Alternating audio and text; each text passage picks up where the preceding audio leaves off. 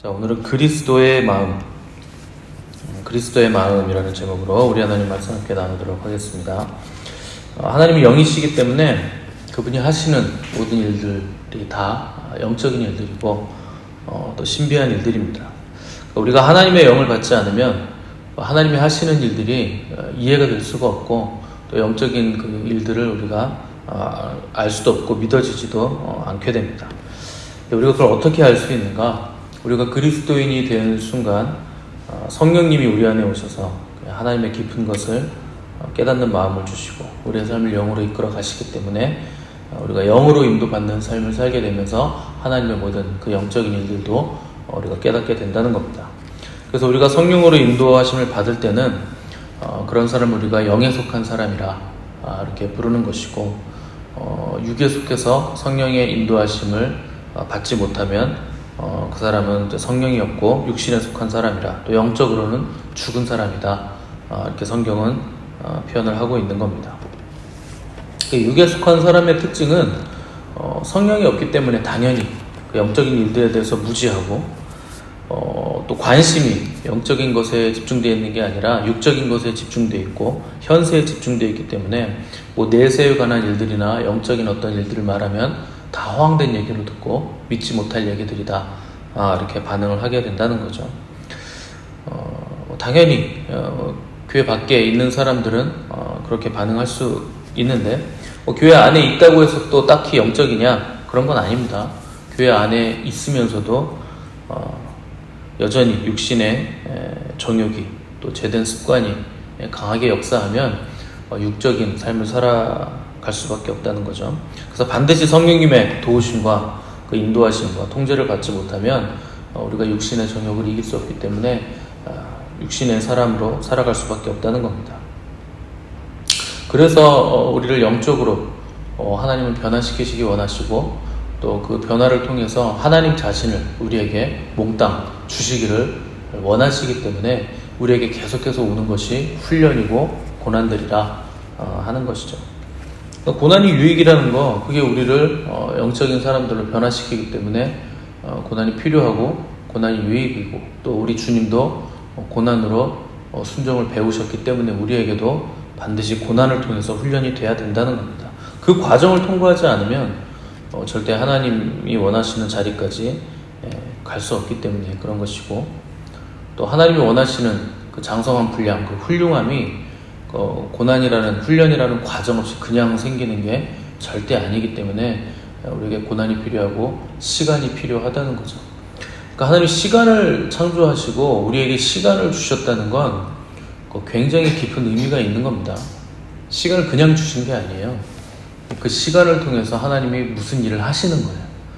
그래서 나이가 많이 드신 분들하고 나이가 적은 청년들하고 분명히 차이가 있습니다. 나이가 얼마 되지 않았는데 훌륭하다, 이상한 거예요. 하나님이 시간을 통해서 일하시기 때문에 나이가 20대, 30대인데 훌륭하면 그 사람은 빨리 죽어요. 그 위인이기 때문에 빨리 죽습니다. 위인은 원래 빨리 죽습니다. 너무 훌륭하기 때문에. 그런 사람이 별로 없어요. 세계적인 위인들은 한 세기에 나올까 말까 한 것이고, 대개 하나님께서 시간을 통해서 우리를 훌륭하게 만들어가는 거죠. 그래서 어떻게 사람은 홀로 있는 게 좋지 못한 이유는 훈련이 안 되기 때문에 그래요. 그래서 결혼 안 하고 혼자 살면 좋을 것 같겠지만 절대 좋은 게 아닙니다. 결혼을 해야 돼. 그게 아니면 훈련이 안 돼요. 자아가 죽질 않습니다.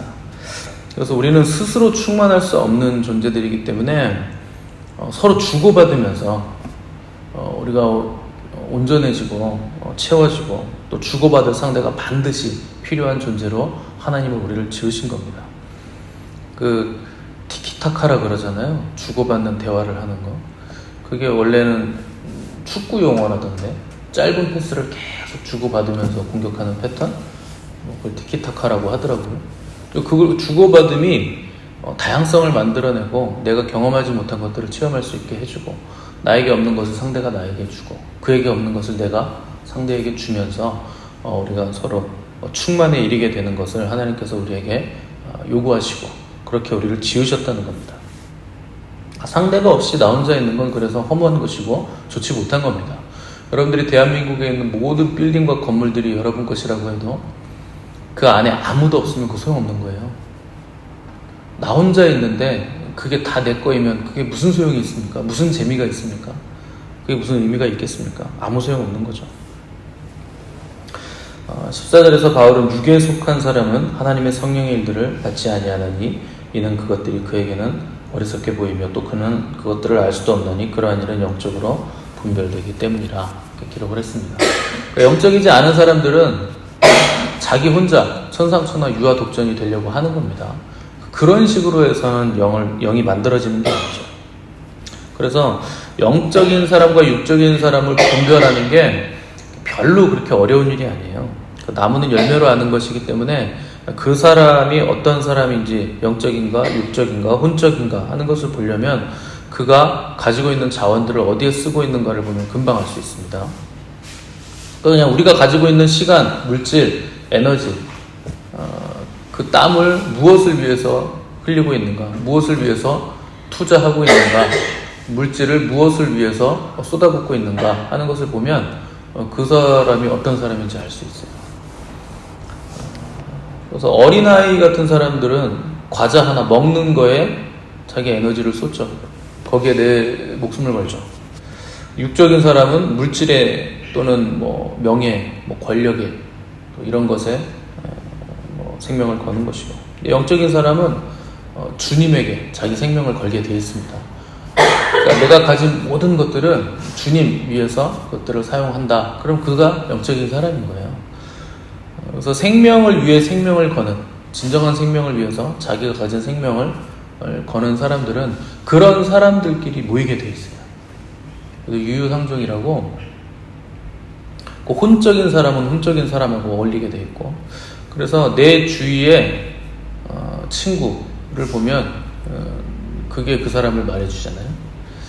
그래서 내 옆에 사기꾼들이 많으면 그 사람은 사기꾼인 거예요. 그렇지 않습니까? 나 혼자 사기꾼이 아니고 고고한데 내 주변에 사기꾼이 득실득실하는 게 말이 됩니까? 그럴 리가 없잖아요. 그래서 골프 좋아하는 사람들은 맨 골프 좋아하는 사람이랑만 놀러 다니고, 도박 좋아하는 사람들은 항상 어디가 있을까요? 되게 도박장에 가 있습니다. 그러니까 자기의 존재가 내 주변 환경 그리고 내 주위에 있는 사람, 그게 나의 존재를 규정해 주는 거죠. 근데 생명을 위해서 생명을 걸 수 있다, 주님을 위해서 나의 목숨을 걸 수 있는 자들은 그런 사람들하고 또 같이 모여있게 돼 있습니다.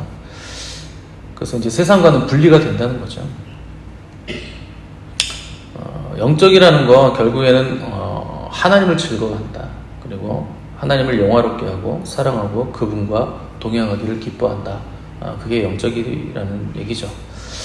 근데 영적이라는 그 표현 때문에 육신하고는 이제 상관이 없는 것처럼 생각할 수가 있는데 그렇지 않습니다. 영적인 감각은 육적인 감각을 통해서 열리게 돼 있어요.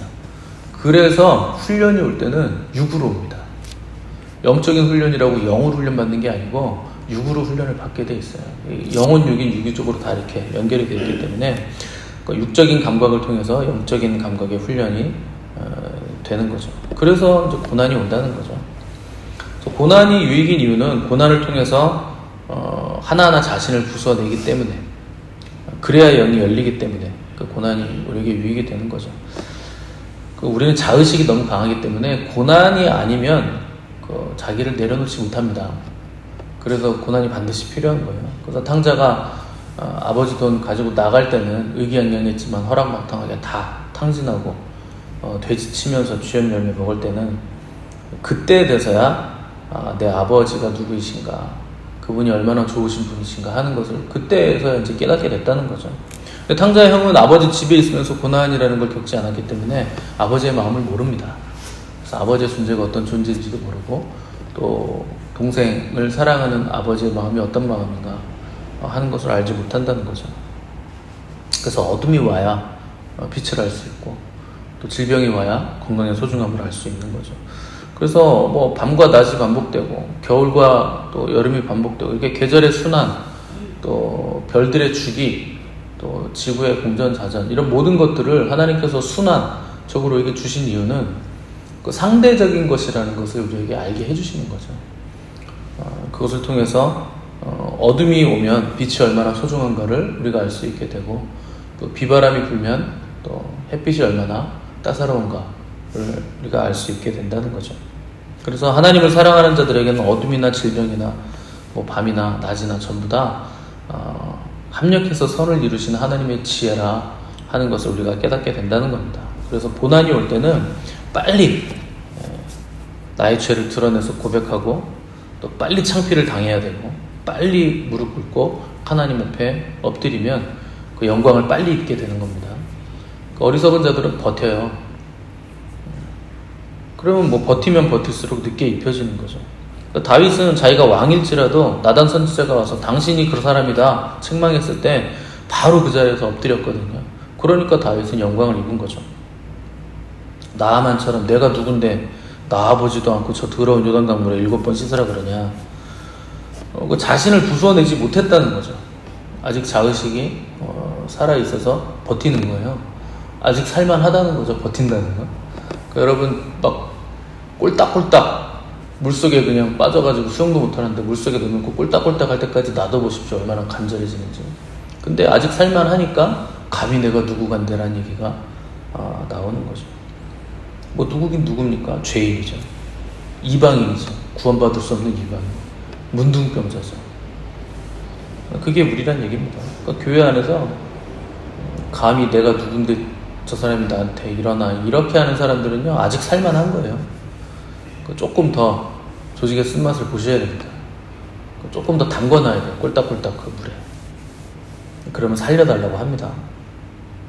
그러니까 내세울 것도 없고 잘난 척할 것도 없고 힘을 줄 것도 없는 사람들이에요. 우리가. 우리가 어디에서 구원받았는지를 망각한 거죠.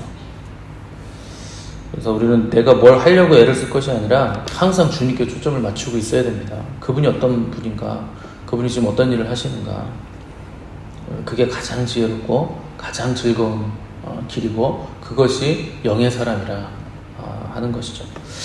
15절에 보시면 바울은 신령한 자는 모든 것을 판단한다 이렇게 기록을 했습니다. 여기 모든은 말 그대로 모든입니다. 다 판단할 수 있다.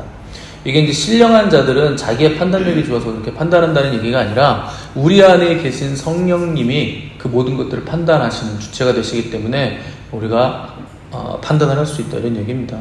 근데 육에 속한 자들은 판단력이 없죠. 왜냐하면 그들은 허물과 죄로 인해서 죽은 상태이기 때문에 판단력이 아예 없다고 봐도 무방합니다. 뭐 이성적인 판단 능력은 날카롭게 살아있을 수도 있겠지만 영적인 능력이 완전히 망가진 상태, 죽어있는 상태이기 때문에 판단력이 없다는 거예요. 그래서 여러분들이 성령의 그 영으로 그 인도함을 받는 자들은 그 기도해 보면 성령님이 그 대번에 알려주시죠. 그 우리도 중보기도 기도하면은 그냥 쭉쭉쭉쭉 나오잖아요. 답이. 그 왜 그러냐? 우리가 영으로 인도받기 때문에 그런 거예요. 그렇게 모든 것들을 판단할 수 있는 성령님이 우리 안에 계시고 그분이 우리에게 말씀을 하시고 인도해 주시기 때문에 얼마든지 우리는 아무리 어려운 문제라도 판단이 가능하다는 거죠. 뭐 겉으로 보기에는 바보 같아 보이잖아요. 뭐 어눌하고 바보 같아 보이고. 그런데 사실 모든 것들을 판단할 수 있는 능력을 가진 사람들이 바로 저와 여러분들이라는 거예요. 왜냐하면 우리 안에 그런 분이 계시기 때문에 지혜의 근본이신 지혜의 원천이신 분이 우리 안에 계시기 때문에 우리가 모든 것들을 판단할 수 있다는 겁니다. 그럼 뭐 교회 다니는 분들은 다 그렇게 할 수 있는가? 그렇진 않습니다. 그런 사람도 있고 그렇지 못한 분도 있습니다. 바울이 그러면 왜 모든 것들을 판단할 수 있다고 했느냐? 그러니까 바울 같은 경우는 너희들은 그런 능력을 가지고 있고 그런 능력을 가지신 분이 안에 있는 신령한 자들인데 왜 성령의 인도하심을 받지 않고 송사를 세상 법정에 가져가서 지금 재판을 받고 있느냐, 이걸 책망하고 있는 거예요. 그러니까 오히려 할 수 있다. 신령한 자는 모든 것을 판단한다. 자기는 아무에게도 판단을 받지 않는다. 너희들이 지금 그런 상태에 있다라고 얘기하는 게 아니고 왜 그런 상태에 있을 수 있는데 그렇게 하지 못하느냐, 지금 이렇게 책망을 하고 있는 거죠. 성령님은 완전하시지만 우리의 부족함 때문에 우리가 성령의 인도하심을 받지 못한다. 그래서 오히려 우리가 세상으로부터 판단을 받고 정죄를 받고 조롱을 받는 지경에 이르렀다 하는 것을 책망하는 겁니다. 그 세상 사람들이 그리스도인들 싫어하는 분들이 많죠. 그래서 기독교를 개독교라고 그러잖아요. 목사는 먹사라고 그러죠. 욕심이 많다는 얘기죠. 목사들이. 그러니까 먹사라고 부르겠죠. 뭐 먹는 거 좋아하는 것도 있겠지만 돈을 자꾸 잡수신다고 그래서 이제 먹사라고 부르는 모양인데, 그 세상 사람들이 왜 그리스도인들 보고 너희들이나 잘 믿어라 이렇게 얘기하느냐면, 말은 천사처럼 하는데 삶은 마귀처럼 살아서 그래요. 말만 그냥 대단한 거죠. 삶은 그렇지 않더라. 그래서 여러분들이 교회 아니건 뭐 세상이건 똑같습니다. 우리가 누굴 이제 가르치려고 하면 비난받게 돼 있어요. 왜냐면 다 똑같이 개인데, 근데 우리 스승님이 맨날 이 개 얘기를 하셨어요. 걔가 옆으로 걷잖아요. 그러니까 야 똑바로 걸어, 왜 자꾸 옆으로 걸어, 삐뚤게 앞을 보고 걸어야지. 그러면서 자기도 옆으로 걸어가잖아요. 그러니까 그게 우리의 실상이라는 겁니다. 자꾸 뭐 가르쳐주고 알려주고 뭐 교정해주려고 하고 그러는데 그게 안 된다는 거죠. 말은 천사인데 삶은 마귀다. 누가 여러분들한테 영어 가르쳐준다고 하는데 실상 그 사람이 영어를 하나도 못하면 여러분 비웃지 않겠습니까? 그것과 똑같다는 거예요. 그래서 오늘날 선생된 자들의 문제는 자기는 죄 가운데 거하면서 다른 사람들에게는 천사처럼 가르치고 말하는데 문제가 있는 거죠. 그래서 바울이 신령한 자는 모든 것을 판단한다 이렇게 쓴 이유는 누구에게도 나는 판단을 받지 않겠다 하는 믿음의 다짐과 고백을 지금 하고 있는 거죠. 이게 사실은 그리스도인의 자존심과 명예입니다. 우리가 세상에게 판단을 받을 이유가 전혀 없는 겁니다. 그건 불명예이고 우리가 하나님의 이름에 지금 먹칠을 하고 있는 거죠. 그래서 하나님이 우리에게 하나님의 명예를, 그분의 이름을 걸어 놓으셨기 때문에 나는 그렇게 살지 않겠다, 나는 성령님의 인도를 받으며 거룩하고 정결하게 살아가겠다 하는 그 명예와 자존심을 가지고 있어야 되는 겁니다. 그러니까 우리는 뭐 영적이다 하면서 실상 내가 해야 되는 일들에는 별로 관심이 없어요.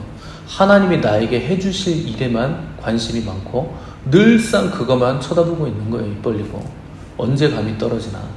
초자연적으로 뭐가 돼야 될 것만 같다는 거죠. 하나님이 나를 거룩하게 만들어주시고 정결하게 만들어주시고 병이 들면 병도 고쳐주시고 뭐 돈이 필요하면 돈도 보내주시고, 그러니까 늘상 그런 것에만 관심이 있죠. 근데 하나님의 이름을 어깨에 짊어지고 그리스도인으로서 삶을 살아가는 자의 명예와 자존심 따위에는 아무런 관심이 없다는 겁니다. 그거 여러분들이 지키셔야 돼요. 늘상 뭐 받기만 하는 사람은 언제 장성한 분량이 됩니까? 그래서 내가 어떤 은혜를 받았고 어떤 구원을 받았는지 아는 사람은 더 이상 뭐 달라 그럴 게 없어요. 구원보다 더 큰 게 있습니까? 그거 하나면 충분한 거죠. 그때부터는 우리가 드리는 삶을 살아야 되는데 여전히 우리는 어린아이 같아서 젖이나 먹고 단단한 식물을 먹지 못하는 수준에서 달라고만 요구하고만 있다는 거죠. 16절에서 바울은 누가 주의 마음을 알아 주를 가르치겠느냐, 그러나 우리가 그리스도의 마음을 가졌느니라 이렇게 표현을 했습니다. 그리스도의 마음이라는 거 다 주는 거죠.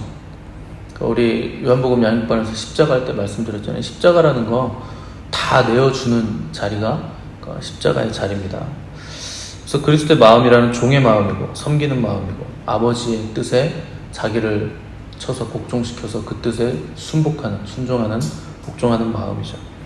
그래서 자기 부인, 나의 뜻을 포기하는 거, 또 세상에 끌려다니지 않겠다고 결단하는 거, 그게 다 그리스도의 마음입니다.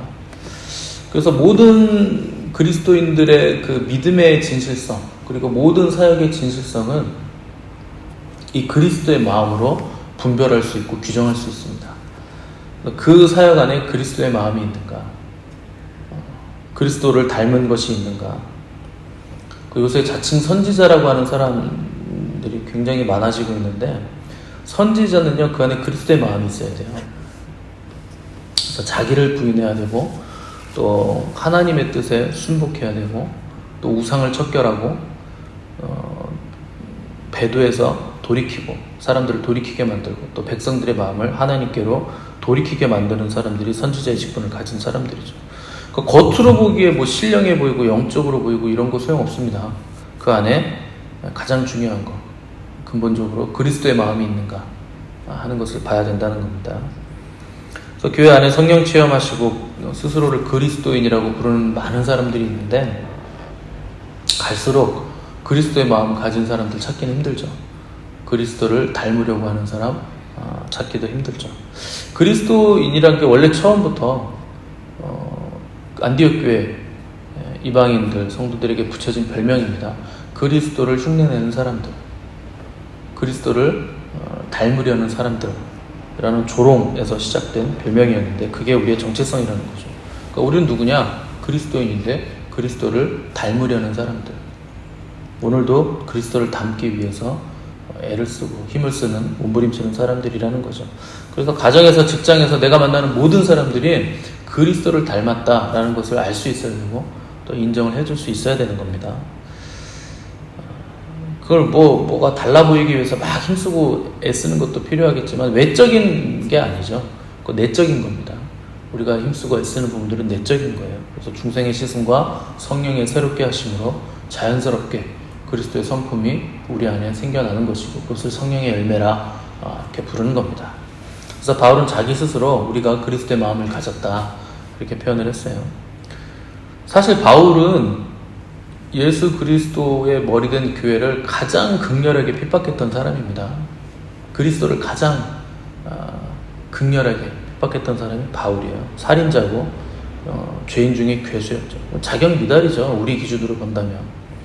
근데 그가 예수 그리스도를 만나고 나니까 가장 그리스도를 닮은 사람, 초대교회에서 가장 그리스도를 닮은 사람이 바로 바울입니다.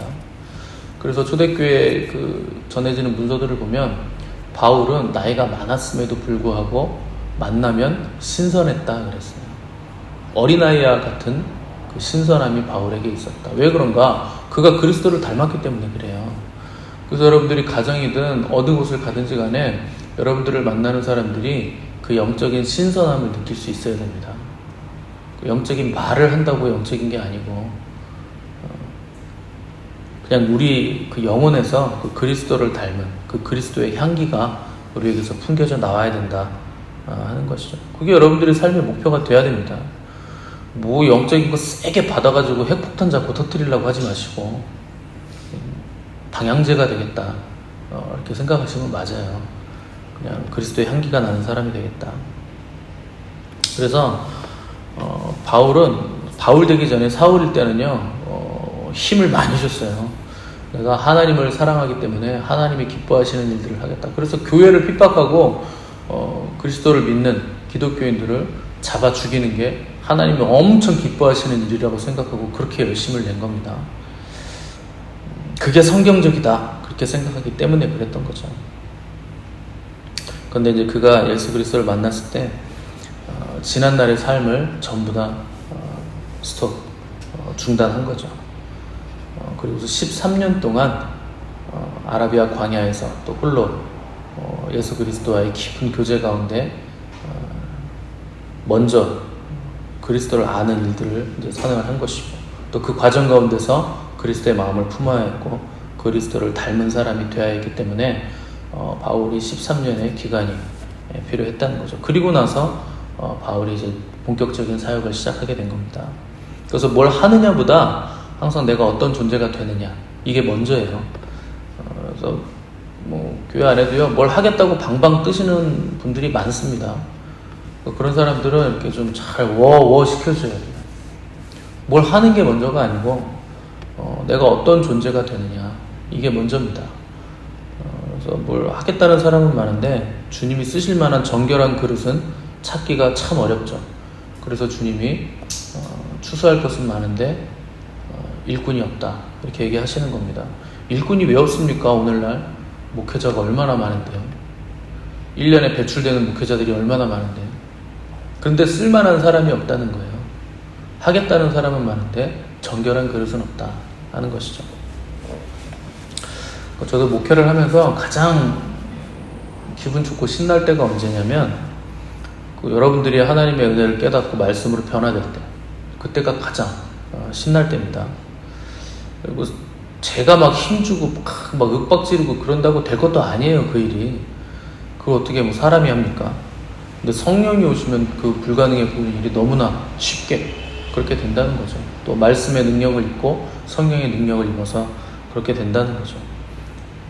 그래서 성령이 오시면 모든 평범했던 일들이 다 영적인 일들로 바뀌는 겁니다. 그게 기적이죠. 우연이라고 생각할 수밖에 없었던 사람이 이게 다 하나님이 하시는 일이고 다 하나님의 섭리라 이렇게 고백하고 그런 것들을 깨닫는 사람으로 변화되는 거, 그게 가장 기쁜 일입니다. 그게 목회자의 기쁨이죠. 그래서 목회자의 상급은 성도들이에요. 여러분들이 저의 상급입니다. 그래서 여러분들이 변화되는 거, 그거에 초점을 맞추셔야 돼요. 내가 하나님의 명예를 가진 자로서의 삶을 살아가는 거, 나의 삶에서 그리스도의 향기가 나게 되는 거, 그런 일들을 여러분들이 깨달아 가시면서 영적인 안목들이 생기시기를 바라고, 또 그리스도 예수의 마음이 내 안에 생길 수 있도록 항상 그것을 위해서 여러분들이 몸부림치시기를 바랍니다. 누가 그리스도의 마음을 가졌는가? 저와 여러분들이 그리스도의 마음을 가진 사람들입니다. 성령님이 우리 안에 계심으로 인해서 우리에게 그리스도의 마음이 생긴 거예요. 부어지는 겁니다. 그래서 우리가 그리스도의 마음을 가졌고, 그래서 우리가 그리스도를 따라가는 사람들이고, 그분을 흉내내는 사람들이고, 닮아가는 사람들이고, 그와 함께 동행하는 자들이라 하는 것을 우리를 만나는 모든 사람들이 인정하게 되는 복된 성도들 되시기를 간절히 바랍니다. 함께 기도하겠습니다.